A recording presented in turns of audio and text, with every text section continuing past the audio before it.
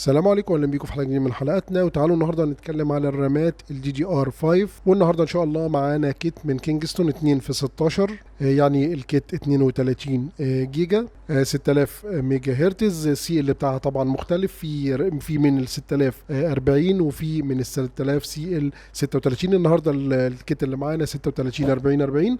النهارده ان شاء الله هنستعرضها، نقول على كل امكانياتها، بحيث ان انت لو نزل تشتري ان شاء الله يبقى عندك المعلومه كامله. وانا كنت عامل حلقه قبل كده، لو حد متابعنا من زمان يعني، انا كنت عامل حلقه قبل كده على برضو الكينجستون الفيوري بيست، بس الجي دي رام 5 ال 3200 كانت سي ال 16. هسيب لكم لينك الحلقه فوق على اليمين عند الاي وفي الديسكريبشن بوكس. فلو انت اول مره بتشوفنا يا ريت تشترك معنا في القناه، بنتكلم في مواضيع كتيره جدا.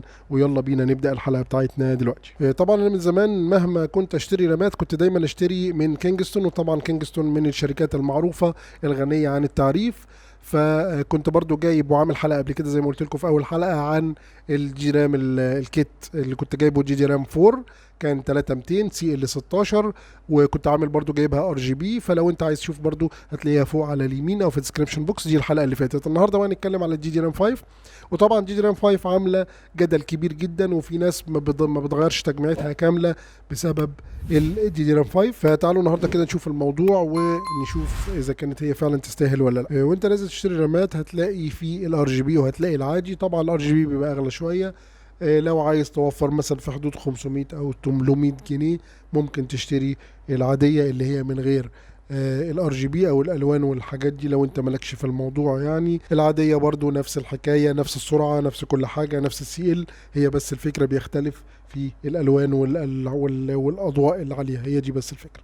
اكتر حاجه بقى بتميز الرامات دي ان هي عليها شريحه اس كي هاي نيكس اي داي. طبعا الشريحه دي بتبقى موجوده في رامات فلاج شيب عاليه جدا، وتعتبر زي ما قلت لكم الفيوري بيست من الحاجات، تعتبر طبعا الفيوري بيست من الرامات الغنيه عن التعريف. وزي ما قلت لكم الشريحه اللي عليها من الشرايح العاليه جدا في السوق. طبعا في ناس هتقول لي ليه ما جبتش حاجه اعلى من 6000؟ 6000 يعتبر حاجه قليله، لكن اقول لكم ان انت ممكن حتى ال 6000 دي تعمل لها كسر سرعه، يعني حتى بالاكس ام بي في بروفايلات لحد ال 6000 وفي بروفايلات اعلى من ال 6000، او انت ممكن تعمل لها كسر سرعه يدوي لحد 7200.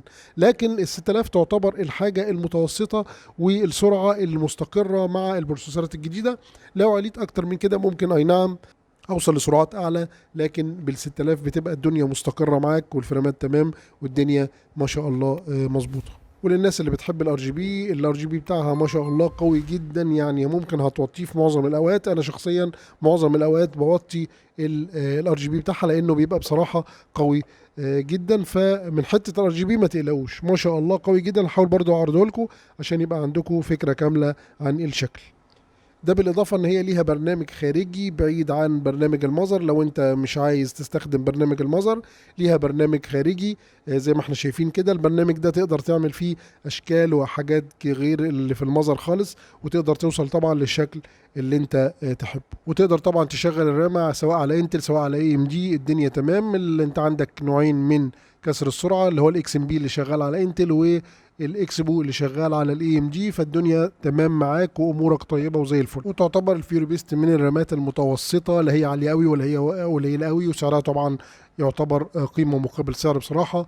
سعرها معقول جدا. وانا اول ما قعدت ادور على معظم الاسعار اكتشفت ان هي تعتبر من السعر المتوسط، او كمان من السعر الاقل من المتوسط شويه. فما شاء الله جميله واشتريتها على طول يعني. سرعات الفيوري بيست بتبدا من اول 4800 5200 5600 6000 ولحد 6400. وتقدر طبعا و6800 كمان. وتقدر طبعا ان انت توصل لحد 7200 لو عملت كسر سرعه يدوي مانيوال، يعني تبدا ان انت توصل لحد 7200. لكن يعتبر اكتر حاجه مستقره ال 6000 بتبقى يعني سرعه متوسطه. وعلى فكره هي مش قليله طبعا، لا سرعه مناسبه جدا، وبتحصل طبعا فريمات كتيره جدا في الالعاب في الجيمز وكده، او في الريندرينج لو انت بتشتغل شغل مونتاج. كيت الرامات في الفيوري بيست بيبدا طبعا من 8 لحد 128 جيجا. في الوقت نفسه في سرعات كتيره جدا. دي كانت حلقه سريعه كده، حبيت استعرض معاكم الرامات الكينجستون الفيوري بيست ال 6000 الجي دي رام 5، بحيث ان انت لو نازل يبقى برضو عندك معلومه عن الحاجات اللي انت عايز تشتريها. فلو انت اول مره بتشوفنا يا ريت تشترك معنا في القناه، بنتكلم في مواضيع كتيره جدا. والسلام عليكم ورحمه الله وبركاته.